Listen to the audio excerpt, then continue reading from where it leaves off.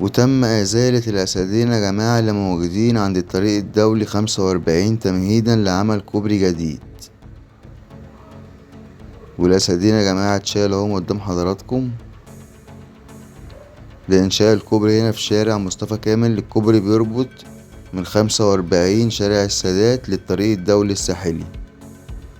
والهدف من المشروع يا جماعة حل مشكلة الاختناقات المرورية عند تقاطع شارع السادات 45 وشارع مصطفى كامل، تسهيل الحركة المرورية من الكورنيش إلى الطريق الدولي الساحلي. طريق مصطفى كامل في اتجاه الساعة والمعمورة والعكس.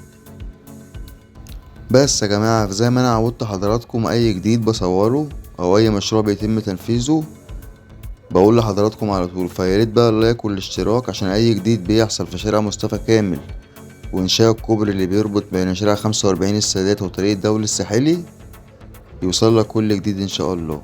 سلام وأشوفكم على خير.